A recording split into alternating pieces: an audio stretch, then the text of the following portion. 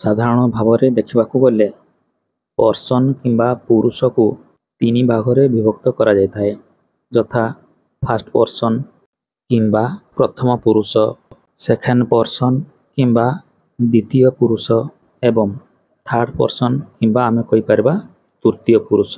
ପୁଣି ପ୍ରତ୍ୟେକ ପୁରୁଷ କିମ୍ବା ପର୍ସନ୍କୁ ଦୁଇ ଭାଗରେ ବିଭକ୍ତ କରାଯାଇଥାଏ, ଯଥା ସିଙ୍ଗୁଲାର ଏବଂ ପ୍ଲୁରାଲ, ଏକବଚନ ଏବଂ ବହୁବଚନ। ଫାର୍ଷ୍ଟ ପର୍ସନ୍ ସିଙ୍ଗୁଲାର କିମ୍ବା ପ୍ରଥମ ପୁରୁଷ ଏକବଚନରେ ଆଇ ରହିଥାଏ।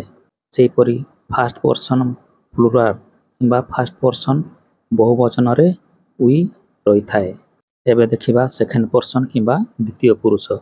ଠିକ୍ ସେହିପରି ଭାବରେ ଦ୍ୱିତୀୟ ପୁରୁଷରେ ମଧ୍ୟ ସିଙ୍ଗୁଲାର ଏବଂ ପ୍ଲୁରାଲ ଅଛି। ସେକେଣ୍ଡ ପର୍ସନ୍ ସିଙ୍ଗୁଲାରରେ ୟୁ ଏବଂ ସେକେଣ୍ଡ ପର୍ସନ୍ ପ୍ଲୁରାଲ କିମ୍ବା ବହୁବଚନରେ ମଧ୍ୟ ୟୁ ରହିଥାଏ।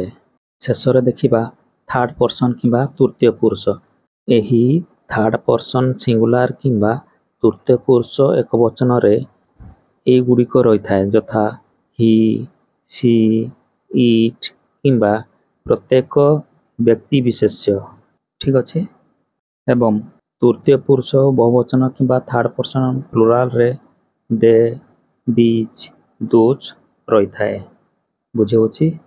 ଏଥିରୁ ଆମେ ଭଲ ଭାବରେ ବୁଝିପାରିଲେ ଯେ କି ଆଇ, ଉଇ ଏବଂ ୟୁକୁ ଛାଡ଼ିଦେଲେ ଯେତେ ସବୁ ରହିଲା ସେଗୁଡ଼ିକ ତୃତୀୟ ପୁରୁଷ ଏକବଚନ ଏବଂ ବହୁବଚନରେ ଆସିଥାଏ।